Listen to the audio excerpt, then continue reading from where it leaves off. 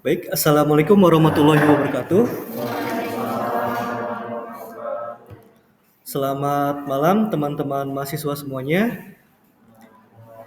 Kita lanjutkan lagi untuk materi kita tentang basis data. Nah, kita lanjutkan di slide ke yang dari 43 tentang diagram implementasi entity pelanggan. Nah, jadi ketika ada satu pembeli, dia memiliki 3 atribut, yaitu email, nama, dan alamat.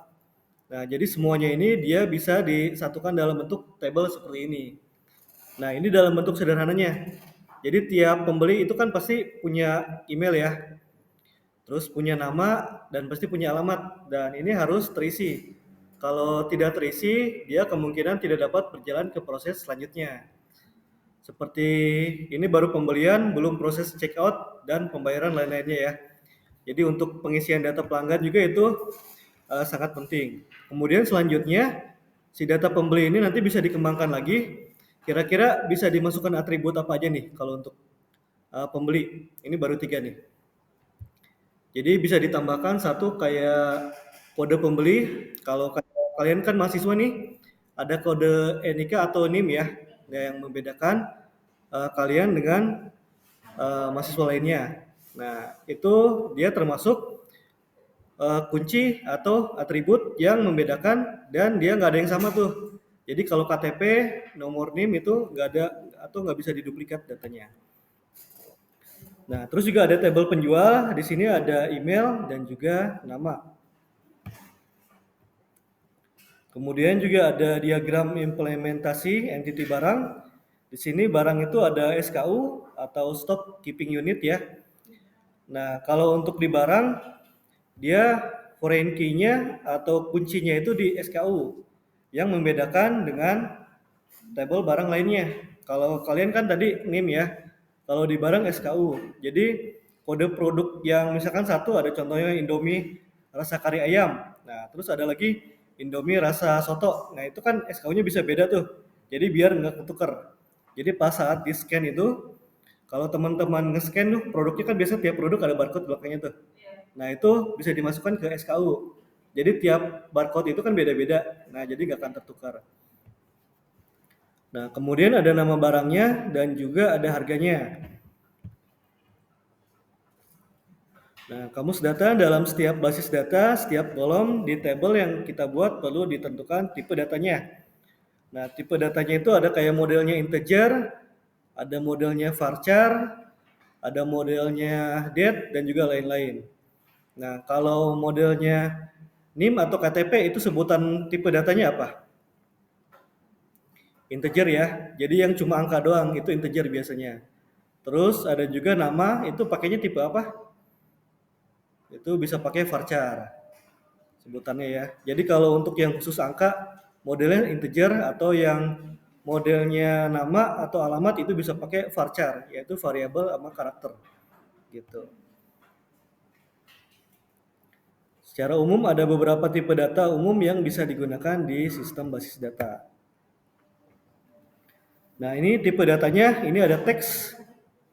Pertama, teks itu untuk kolom yang berisikan data karakter, misalkan nama, alamat, dan sejenisnya. Kemudian ada number untuk kolom yang berisikan data angka, misal harga, stok, dan sejenisnya. Nah, untuk stok ini pakainya number ya, jadi nggak pakai huruf, soalnya dia benar-benar real harus angka, misalkan stok 1, 2, 3, 4, 5, seperti itu ya. Nah, kalau untuk satuan, pieces atau per box, atau itu lainnya kan ada banyak. Ada per set atau per liter, itu kan satuan ya. Itu nanti dibedakan tabelnya, bentuknya.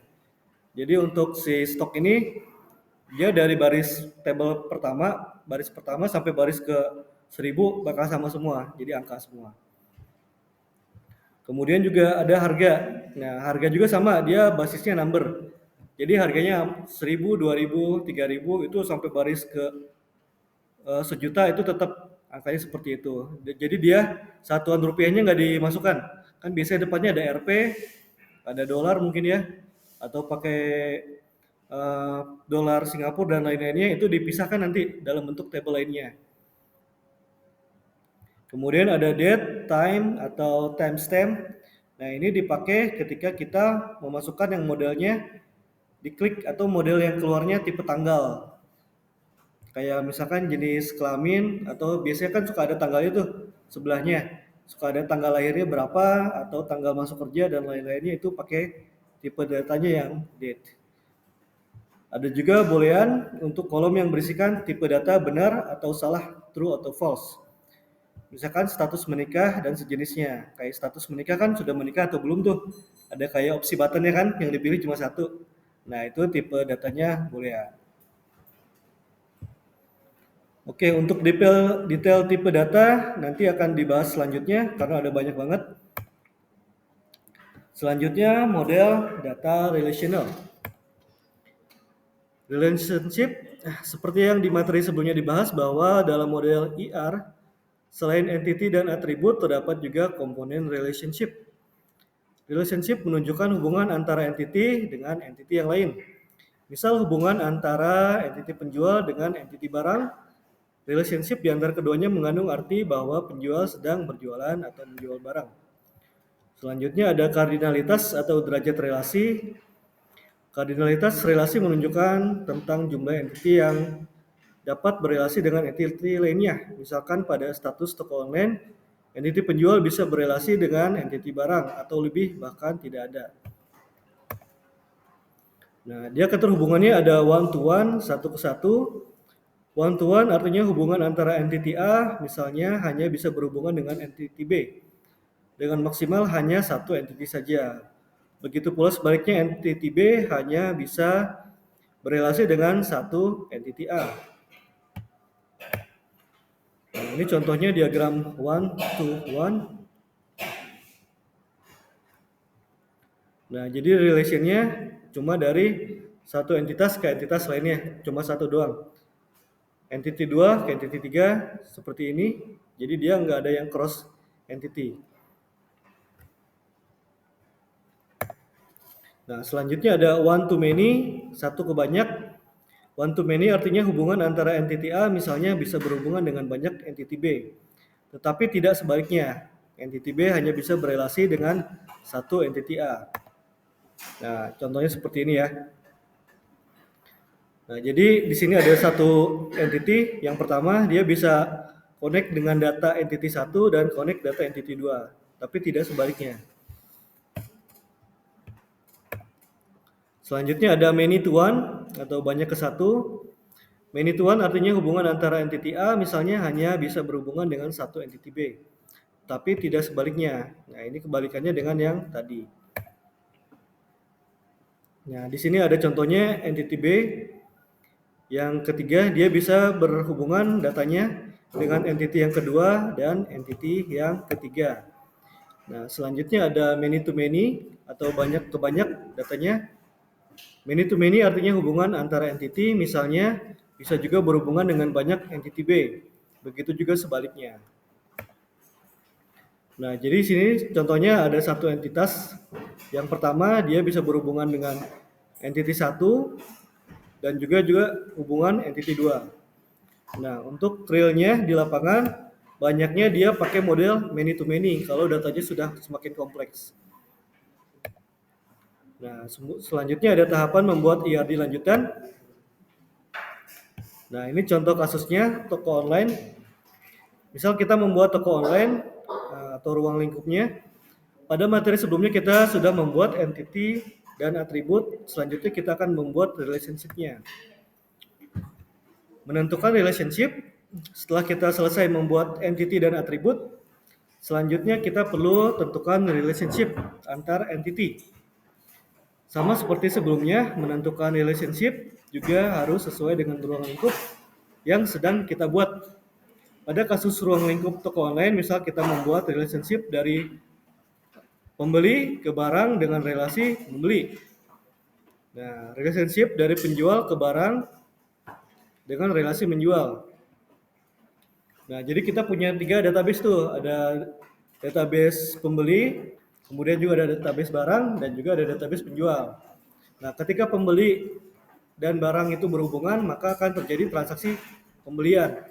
Nah, kemudian kalau penjual ke database barang, maka akan terjadi relationship penjualan. Nah, contohnya seperti ini. Jadi dari yang sebelumnya telah kita gabungkan, dari pembeli tersebut sebelumnya mempunyai email, nama dan alamat. Nah, dia ada prosesnya, yaitu proses membeli jika ada hubungan dengan tabel database barang yang di dalamnya ada SKU, nama dan juga harga. Kemudian di penjual, ketika ada hubungannya dengan database barang, maka dia prosesnya disebut proses penjual. Nah, di dalamnya ada atribut email dan juga nama. Nah, menentukan atribut foreign key. Saat kita membuat entity, kita akan menentukan atribut key atau bisa dibilang primary key. Yang tadi contohnya, kalau kalian kan tadi NIM ya untuk mahasiswa, atau kalau kependudukan pakai KTP, yaitu atribut kunci yang merepresentasikan entity tersebut. Dalam relationship kita juga bisa menambahkan atribut. Biasanya kita juga perlu menentukan atribut foreign key, yaitu atribut key di entity yang menjadi digunakan sebagai data untuk lookup atau melihat ke entity pemilik relasi tersebut. Pada kasus membeli, misal kita perlu tahu siapa yang membeli, email pembeli, dan barang apa yang dibeli atau SKU barang. Pada kasus menjual, kita perlu tahu siapa yang menjual, email penjual, dan barang apa yang dijual. Nah, jadi di sini untuk tabel pembeli, kira-kira untuk yang bisa dijadikan foreign key apa aja nih? Yang bagian kiri. Kalau alamat bisa dijadiin foreign key nggak? Foreign key itu maksudnya nggak boleh sama dengan pembeli lainnya. Jadi harus benar-benar beda. Nah, untuk pembeli nih, kita punya tabel pembeli nih. Tabel pembeli. Terus kita ada 3 kolom dalamnya. Nah, atribut foreign key. Jadi dia yang nggak boleh sama nih.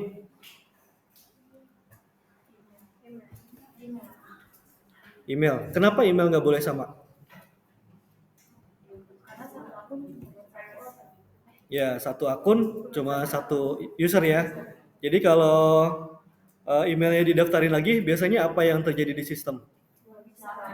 Nggak bisa ya. Biasanya ada tulisan apa? Sudah terdaftar ya. Nah, misalnya. Nah, terus selanjutnya ada nama.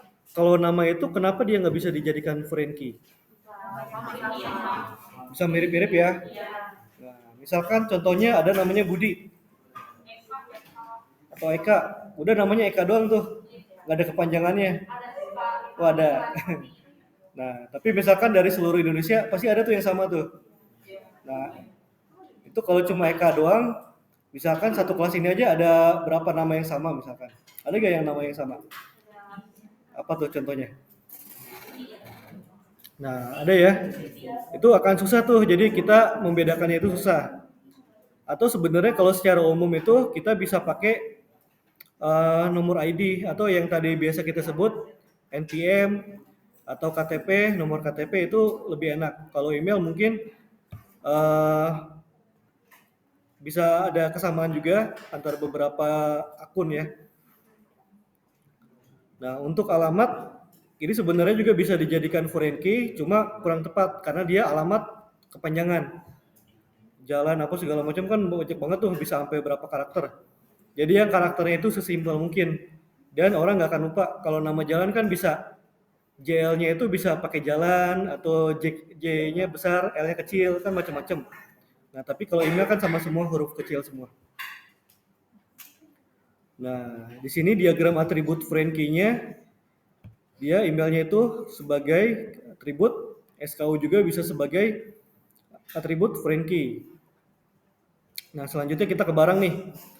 Kalau harga kira-kira bisa disebut foreign key gak? Yakin? Sepakat nih? Kenapa tuh nggak bisa? Nah, harga itu bisa jadi banyak yang sama ya. Harganya 10.000, semua barang bisa 10.000 kan? Ada banyak. Nah, kalau SKU bisa nggak jadi foreign key? Bisa. Kenapa bisa?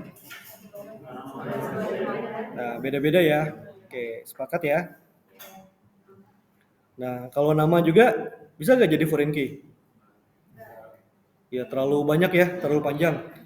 Misalkan contohnya tadi Indomie kari ayam spesial, itu kan panjang banget tuh. Bisa lupa salah ketik penambahan spasi atau gede kecilnya itu ngaruh. Nah, jadi di sini ada relationnya.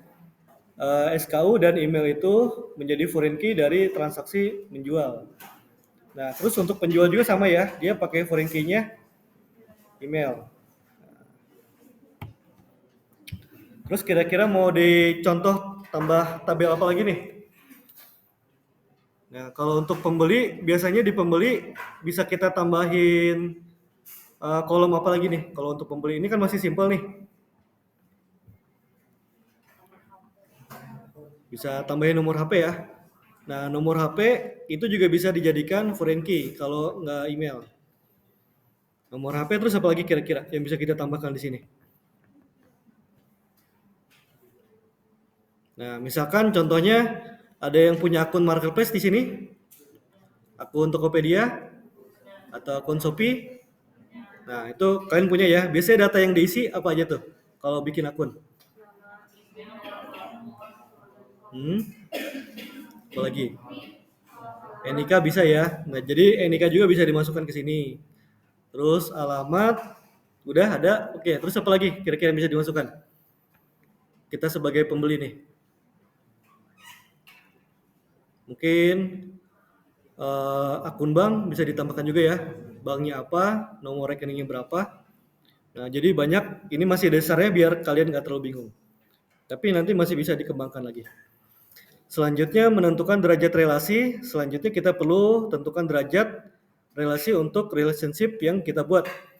Pada kasus membeli kita bisa tentukan sebagai relasi many to many karena satu pembeli bisa membeli banyak barang dan satu barang bisa dibeli banyak pembeli. Nah, itu many to many ya modelnya. Pada kasus menjual kita bisa tentukan relasi one to many atau many to one. Karena misalnya satu barang hanya bisa dijual oleh satu penjual, namun satu penjual bisa menjual lebih dari satu barang. Nah, itu nanti modelnya ada macam-macam. Kayak misalkan flash sale kan cuma bisa beli satu barang tuh. Nah, itu relation juga. Atau misalkan apalagi contohnya untuk diskon tertentu kan itu terbatas tuh, ada hanya user tertentu. Nah, itu juga bisa terjadi relation.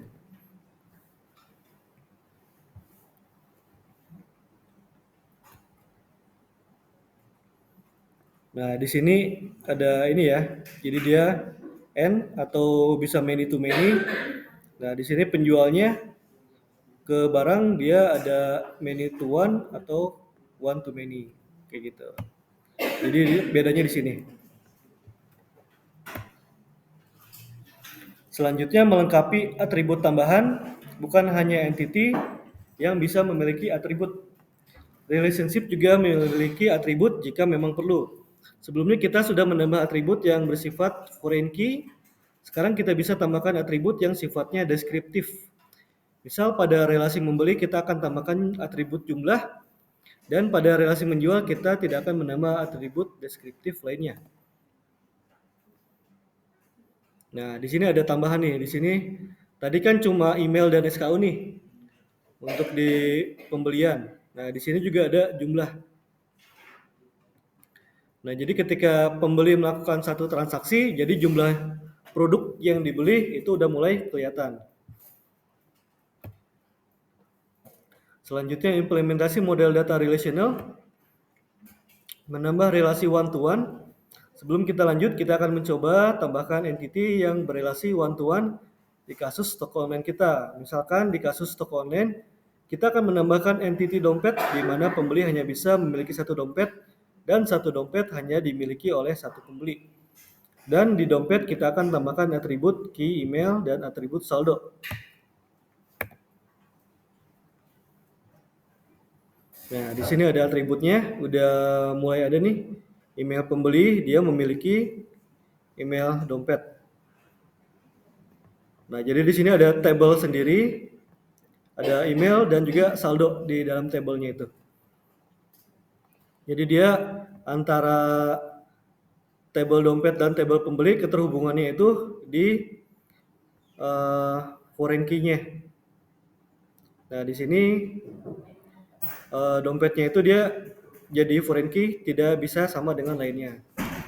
Nah, kalau saldo itu kenapa nggak bisa jadi foreign key? Karena sifatnya berubah-ubah ya. Walaupun tiap saldo orang berbeda-beda, tapi kalau dia nggak bisa dipegang, dia nggak bisa jadi foreign key. Karena itu akan ribet, terlalu dinamis. Implementasi one-to-one, pada kasus implementasi relasi one-to-one, terdapat dua cara. Jika pada kasus setiap entity dipastikan menggunakan atribut key dengan nilai sama, maka kita bisa gunakan atribut key di tiap entity sebagai acuan saling berelasi. Namun jika pada kasus setiap entity bisa memiliki atribut key yang berbeda, maka kita perlu membuat atribut foreign key di salah satu entity yang lebih lemah, di mana atribut foreign key tersebut harus unik, tidak boleh ada yang sama.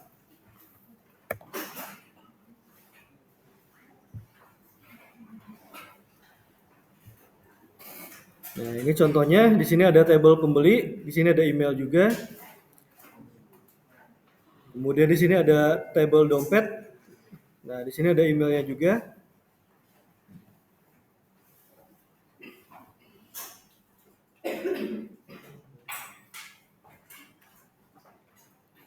Nah, terus di sini juga di tabel tersebut bisa ditambahkan si email pembeli yang ada di sini. Jadi dia dimasukkan datanya.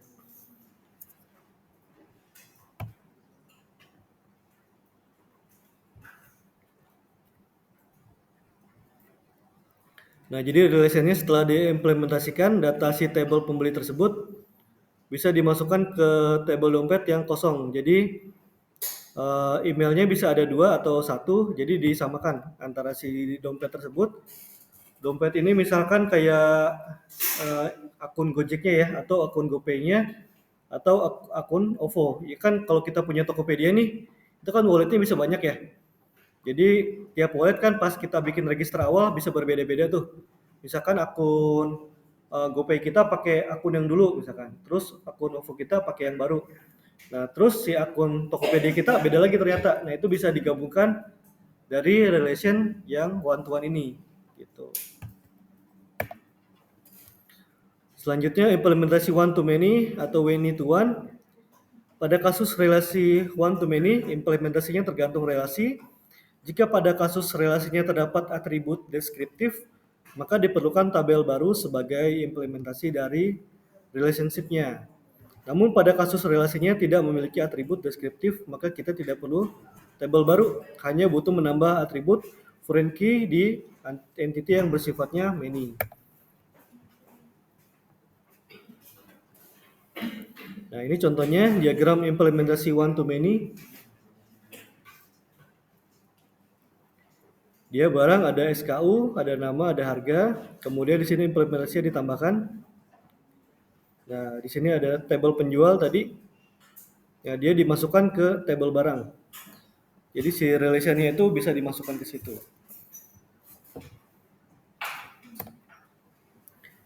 Implementasi many to many, pada implementasi ini diimplementasikan dalam bentuk tabel relasi, di mana dalam tabel relasi tersebut terdapat semua atribut foreign key dari semua entity yang berelasi.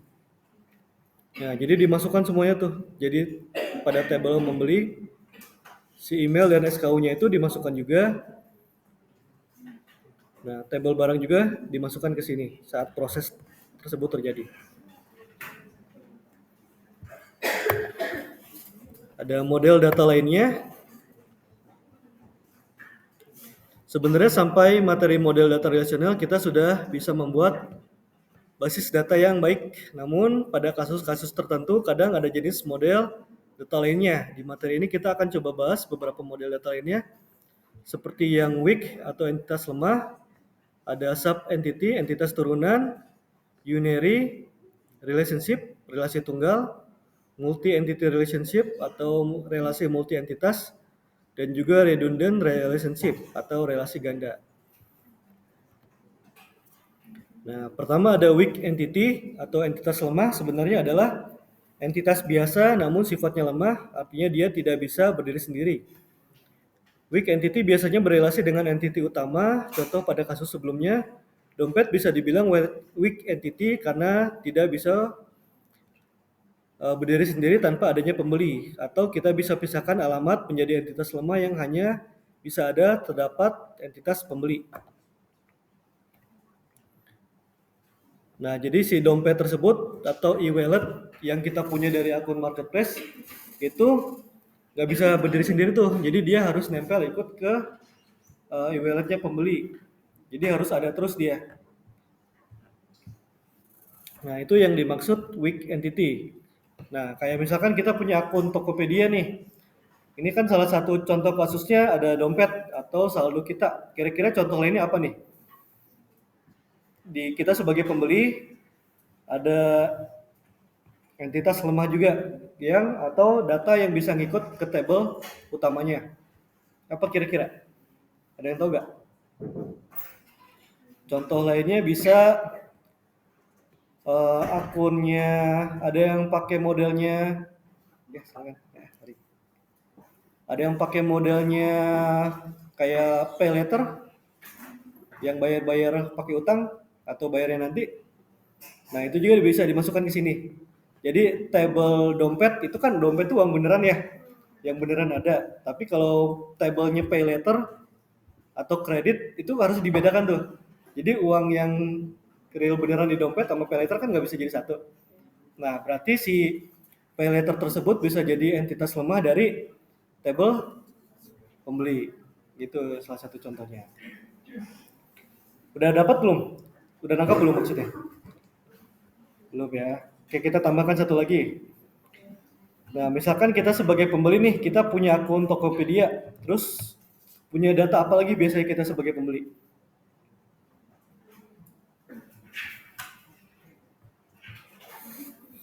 Nah, apa coba ayo? Nah, kita sambil cari contoh lainnya.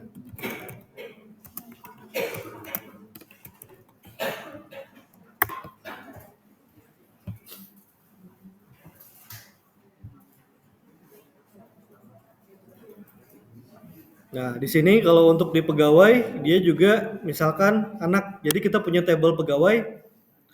Nah, terus pegawai itu kan masing-masing biasanya ada banyak nih anaknya. Misalkan ada yang anaknya satu, biasanya kan datanya juga ada tuh. Ada nama anak, terus ada mungkin nomor KTP-nya dan lain-lainnya. Tapi kan si anak ini nggak bisa berdiri sendiri nih. Jadi kalau ada tabel anak, ini anak siapa nih tabelnya nih? Jadi harus ada tabel pegawainya kan. Kalau untuk di perusahaan, kayak gitu contohnya. Nah, contoh lainnya juga tanggungan ya. Tanggungan itu salah satu weak entity dari entity pegawai. Jadi kalau ada table sendiri, table tanggungan, ini table apa nih? Itu agak rancu tuh. Jadi dia harus relation dengan table pegawai.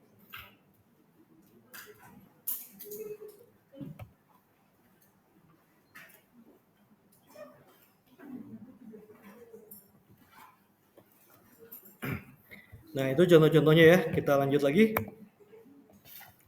Selanjutnya ada sub entity. Saat membuat entity bisa terjadi adanya beberapa entity yang lebih detail yang memiliki kesamaan atribut. Namun terdapat juga perbedaannya. Contoh pada kasus entity barang, kemungkinan akan ada banyak jenis barang dan tiap jenis barang bisa berbeda atribut yang dimilikinya. Misal kita tambahkan entity barang laptop dan barang pakaian. Kedua entity tersebut memiliki kesamaan namun memiliki perbedaan. Untuk menggambarkan sub entity kita akan menggunakan diagram ISA.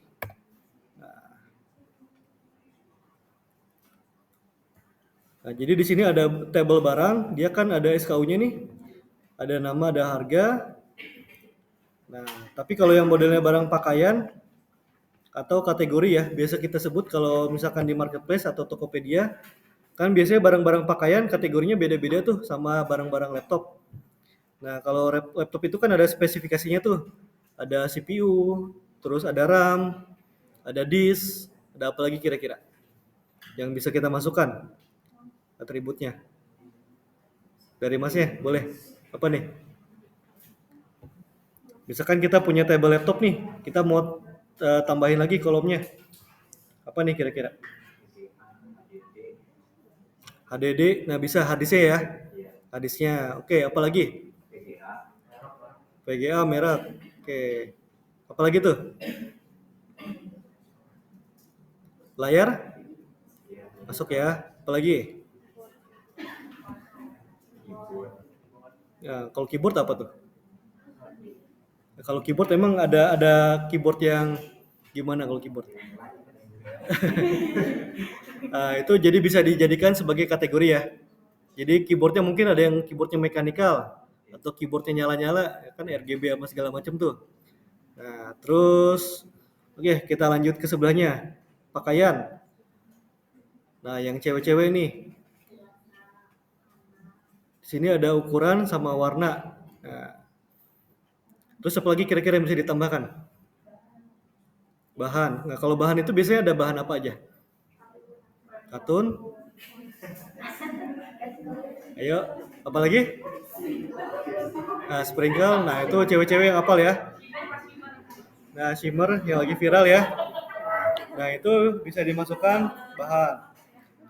Nah, terus selain bahan apa lagi kira-kira? Ada ukuran, ada warna, ada apa lagi tuh? Harga kayaknya udah masuk ke sini ya. Bisa masuk ke sini nih. Merek juga bisa masuk. Nah, gitu ya. Nah, dia sub entity. Jadi dia entitas yang melekat pada si table tersebut atau bisa dibilang kategori juga ya. Kategori dari barang tersebut. Selanjutnya ada unary relationship. Unary relationship adalah relasi yang terjadi pada entitas dengan entitas dirinya sendiri. Hal ini sering terjadi misal pada kasus toko online, misalkan kita menambahkan fitur referral atau member get member. Dan kita membolehkan pembeli merekomendasikan pembeli lain untuk mendapatkan bonus berupa saldo tertentu. Pada kasus ini berarti kita harus membuat unary relationship pada pembeli ke pembeli lagi.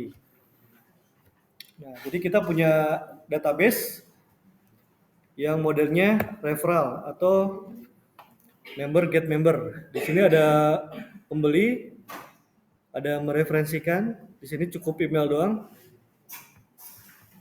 Nah, ada yang pernah coba pakai model-model referral atau nge-share link ke temennya buat join tertentu apa tuh?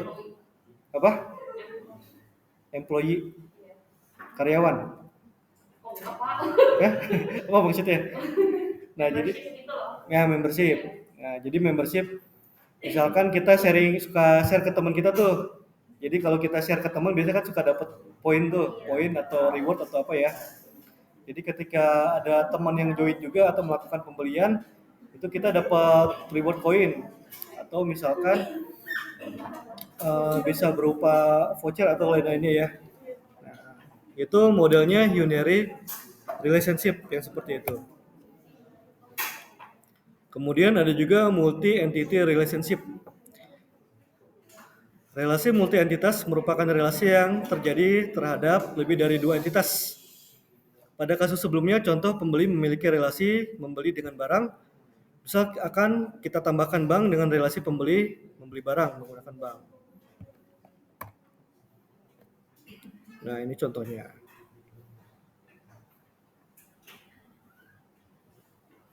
Jadi di sini ada pembeli, kemudian di sini ada kegiatannya, ada membeli. Di sini ada jumlah juga dan di sini ada barang. Jadi di sini ada table tersendiri multi entity relationship. Jadi antara tiga table dia saling berkaitan. Bank itu kan bisa berupa banyak ya. Di sini ada kodenya, misalkan kode bank kayak misalkan kode BCA misalkan 018. Nah, itu kan kodenya banknya ada banyak tuh. Di Indonesia kan udah terkode sendiri ya. Kode bank di Indonesia udah ada masing-masing. Kemudian ada nama bank. Nah, di sini ada Bank BCA misalkan, Bank BNI, apalagi tuh.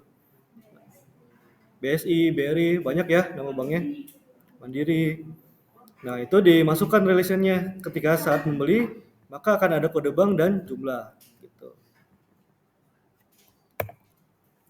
Selanjutnya ada redundant relationship atau yang berganda. Jadi dia duplikat. Relasi antar entitas boleh lebih dari satu jika ada dua entitas memiliki relasi lebih dari satu antar entitas tersebut, artinya itu adalah relasi ganda. Banyak kasus seperti ini contohnya pada kasus relasi pembeli dan barang. Misal kita tambahkan relasi pembeli menyukai barang, artinya tidak hanya pembeli tapi juga menyukai.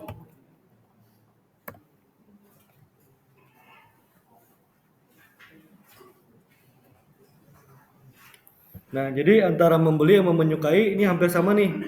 Jadi dua-duanya kegiatan yang ada kaitannya dengan barang. Jadi kalau di akun Tokopedia kalian melakukan pembelian kan itu harus sampai pembayaran ya. Berarti kan bank tadi ngikut tuh, ngikut ke transaksi membeli. Tapi kalau menyukai udah terbatas di itu aja. Dia cuma sampai di email sama SKU, itu cukup data yang diambil. Jadi nggak perlu data bank, cuma data itu doang yang diambil tuh. Mungkin ada data foto, lain-lainnya. Nah ini mungkin di barang ini ada foto dan lain-lainnya, itu cuma diambil bisa, cukup itu aja. Nah, kira-kira apa lagi tuh yang modelnya redundant relationship? Yang kita transaksinya sama, tapi jenisnya berbeda terhadap satu database tertentu. Ada yang bisa ngasih tahu contoh lainnya? Sini kita coba cari lagi.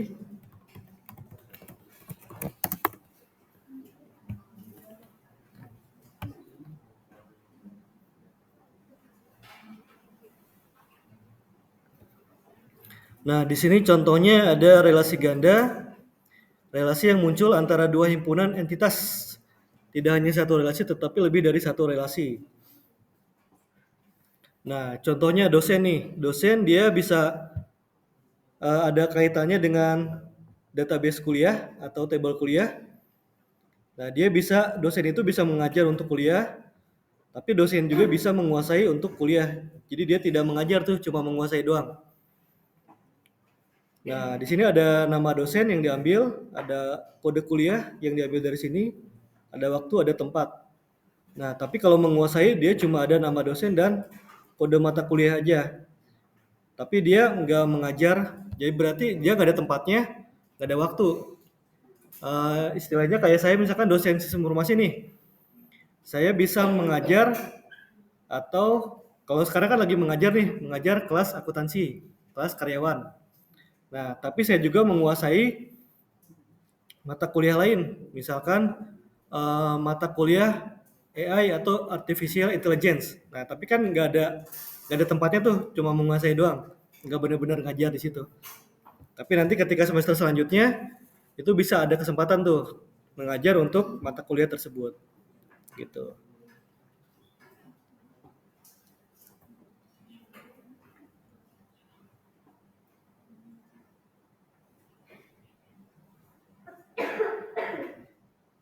Nah, ini kalau pegawai dan departemen juga modelnya bisa untuk bekerja atau meng-apply. Nah, jadi bekerjanya mungkin berbeda dengan tempat dia apply saat awal. Nah, ini masih yang dosen tadi contohnya.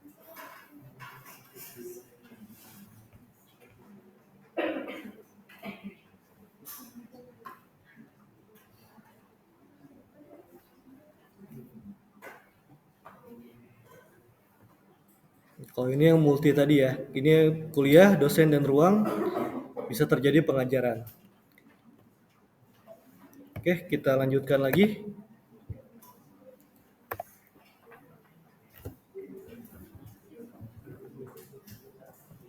Nah, di sini ada implementasi model data lainnya. Sekarang kita akan melihat bagaimana implementasi perubahan model data yang sudah kita lakukan di materi sebelumnya. Nah, di sini ada diagram weak entity-nya. Yang tadi table dompet di sini yang ditambahkan.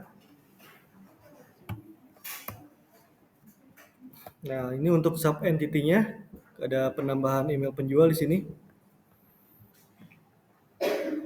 Nah, jadi dari diagram seperti ini kalian bisa bentuk tabelnya ya.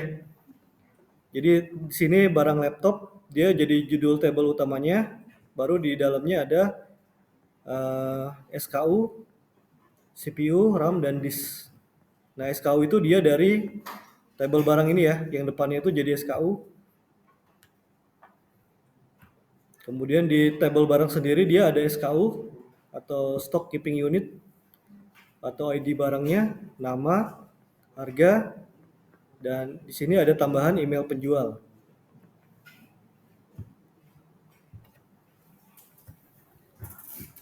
Kemudian selanjutnya ada barang yang bentuknya pakaian. Dia di sini ditambahkan SKU yang dari barang. Dia jadi sub entity-nya. Kemudian selanjutnya ada unit relationship yang tadi referral contohnya. Di sini ada tabel pembeli. Di sini ada nama dan email. Referensikannya itu ada kegiatannya. Dia emailnya masuk ke sini. Jadi di tabel pembeli tersebut untuk struktur tabel utamanya dia cuma 3. Kemudian ada penambahan tabel satu lagi untuk penambahan diagram unary relationship-nya. Jadi bisa dimasukkan di sini. Nah, selanjutnya di sini ada yang multi entity relationship. Nah, di sini ada kegiatan membeli yang ditambahkannya itu 3 tadi. Ya, di jumlah itu ada SKU, nama, harga, dan email penjual. Sini tabel barangnya dan tabel membelinya. Di sini redundant yang tadi, yang duplikat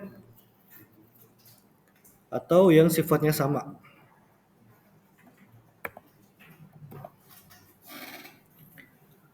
Saat model data kita tidak terlalu kompleks, akan sangat mudah membuat diagram seperti yang sebelumnya sudah kita buat.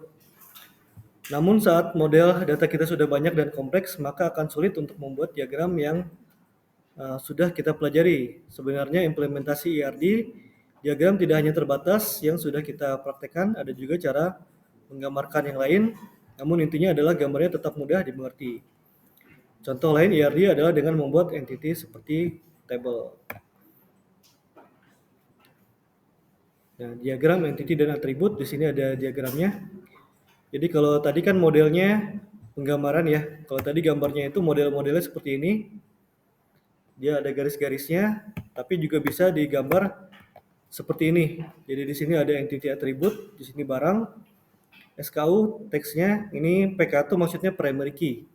Jadi dia sebagai yang primary key tadi, pembeda dengan yang lainnya, yang dikunci. Nah, diagram relationship. Nah, ini contoh diagramnya yang tadi 0 or 1. Dia tepatnya satu entitas atau 0 to many atau 1 or many. Dia modelnya kayak gini simbolnya. Nah, jadi ketika digambarkan bisa digambarkan kayak gini nih. Jadi ini bisa dihafalin. Yang modelnya seperti ini, dia adalah 0 or 1.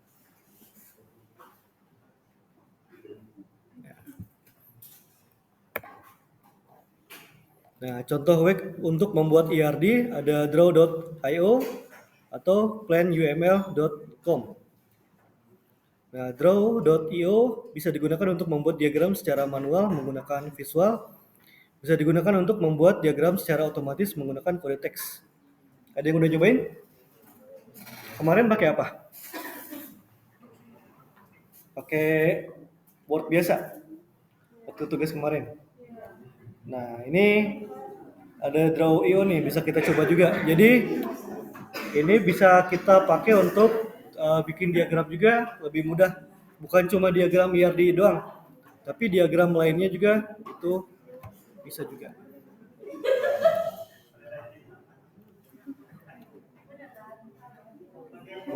Nah, ini websitenya ya.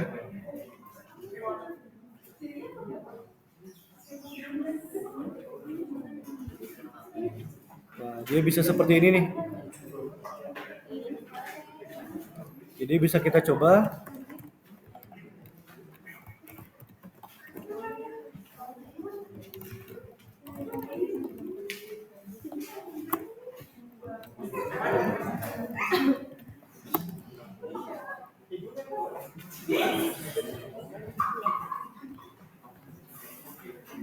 Nah, oke, teman-teman bisa sambil coba nih planuml.com. Jadi